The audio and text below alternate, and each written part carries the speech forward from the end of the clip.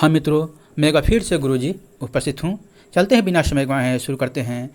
BPSC TRE 4 की तैयारी करते हैं। आज हम जानेंगे बिहार में स्वतंत्रता संग्राम से संबंधित कुछ प्रश्न हैं। 1 नंबर से शुरू करते हैं। बिरसा मुंडा का जन्म स्थान का नाम क्या है? ए. उलीहातू, बी. सिल्ली गांव, सी. बंदगांव या डी. भगनी डीह। तो इसका आंसर ए है उलीहातू। बिरसा मुंडा का जन्म 15 नवंबर 1875 को बंगाल प्रेसिडेंसी के रांची जिले के उलीहाती गांव में हुआ था। इनके पिता का नाम सुगना मुंडा और माता का नाम करमी था। बिरसा मुंडा की मृत्यु 9 जून 1900 ईस्वी में हुआ था। आगे, ताना भगत आंदोलन की शुरुआत किसने की थी? जी हाँ, ताना भगत आंदोलन की शुरुआत किसने की थी? भागीरथ मांझी, बी. जतरा भगत, या सी. दुक्का हो, या डी. बिरसा मुंडा। तो इसका आंसर बी है जतरा भगत। विशुद्ध गांधीवादी तरीके से लड़ा गया पहला आदिवासी अहिंसक आंदोलन था ताना भगत आंदोलन था। ताना भगत आंदोलन छोटा नागपुर पठार से शुरू हुआ था। यह आंदोलन अप्रैल 1914 में शुरू हुआ और 1919 में समाप्त हुआ। आगे,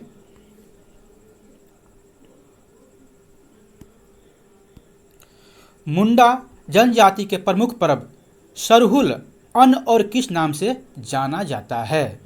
ए. कर्मा, बी. दशई, सी. बा पर्व, या डी. बतुरली। तो इसका आंसर सी है बा पर्व। मुंडा जनजाति आंदोलन बिरसा मुंडा द्वारा नेतृत्व किया गया एक जनजातीय विद्रोह था जिसे उलगुलान या महान उथल पुथल के रूप में भी जाना जाता है। उलगुलान आंदोलन के दौरान प्रमुख पर्व सरहुल और सोहराई को भी ध्यान में रखा गया था। आगे, किस जनजातीय आंदोलन को सफाहार आंदोलन के नाम से जाना जाता है? ए. ताना भगत आंदोलन, बी. खरवार आंदोलन, या सी. सरदारी आंदोलन, या डी. इनमें से कोई नहीं। तो इसका आंसर बी है खरवार आंदोलन। सफाहार आंदोलन संथालों द्वारा शुरू किया गया था। जी हाँ, सफाहार आंदोलन संथालों द्वारा शुरू किया गया था और इसे खरवाल आंदोलन के नाम से भी जाना जाता है। इस आंदोलन को भागीरथ मांझी ने 1868 में शुरू किया था। आगे,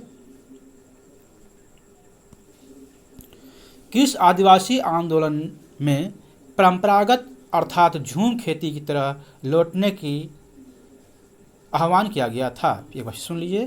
किस आदिवासी आंदोलन में परंपरागत अर्थात झूम खेती की तरफ लौटने का आह्वान किया गया था?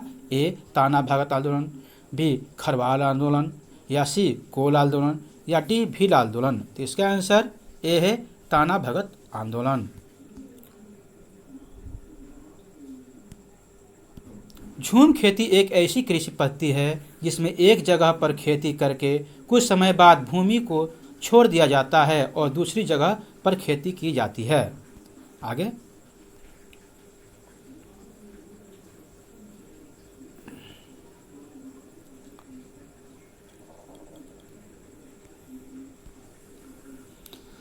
उन्नीस सौ 98 में मुजफ्फरपुर बम कांड में किसकी हत्या का प्रयास किया गया?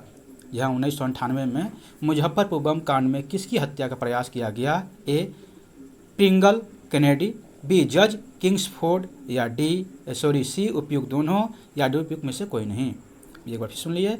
1998 में मुजफ्फरपुर बम कांड में किसकी हत्या का प्रयास किया गया? ए. Pringle Kennedy, B. जज किंग्सफोर्ड, या सी. उपयुक्त दोनों, या डी. उपयुक्त में से कोई नहीं। तो इसका आंसर बी है जज किंग्सफोर्ड।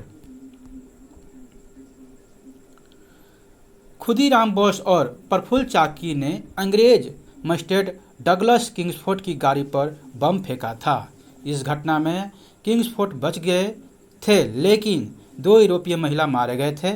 खुदीराम बोस को बाद में गिरफ्तार कर लिया गया और फांसी दे दी गई, जबकि प्रफुल्ल चाकी ने पुलिस से बचने के लिए खुद गोली मार ली थी।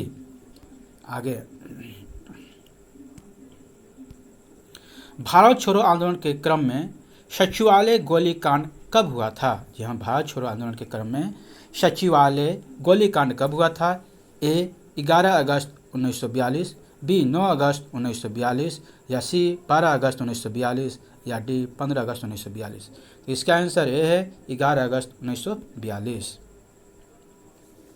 भारत छोड़ो आंदोलन के क्रम में सचिवालय गोलीकांड 11 अगस्त 1942 को हुआ था, जब पटना में छात्रों का एक जुलूस राष्ट्रीय झंडा फहराने के लिए सचिवालय पहुंचा था।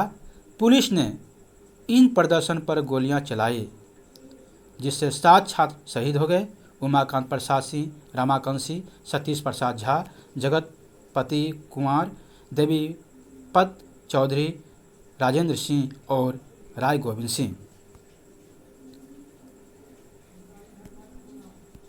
बिहार में होम रूल आंदोलन के संस्थापक कौन थे? ए Annie Besant, B Rajendra Prasad, सी हसन इमाम, डी मजरूल हक।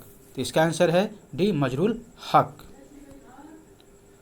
बिहार में होम रूल आंदोलन के संस्थापक मुख्य रूप से सच्चिदानंद सिन्हा और मजरूल हक थे, जिन्होंने 1916 में इस आंदोलन को शुरू किया था। बिहार में खिलाफत आंदोलन का प्रारंभ कब हुआ था? ए 1918 को, बी 1919 को, सी 1920 को, या डी 1921 को। तो बिहार में हुआ था 1919 को। आगे, बिहार में खिलाफत आंदोलन भारत में मुसलमानों द्वारा प्रथम विश्व युद्ध के बाद तुर्की साम्राज्य के विघटन के खिलाफ ब्रिटिश सरकार के विरोध में चलाया गया एक राजनीतिक अभियान था। खिलाफत आंदोलन 1919 से 1922 तक चला। और यहाँ तक बनने के लिए आपको बहुत बहुत शुक्रिया।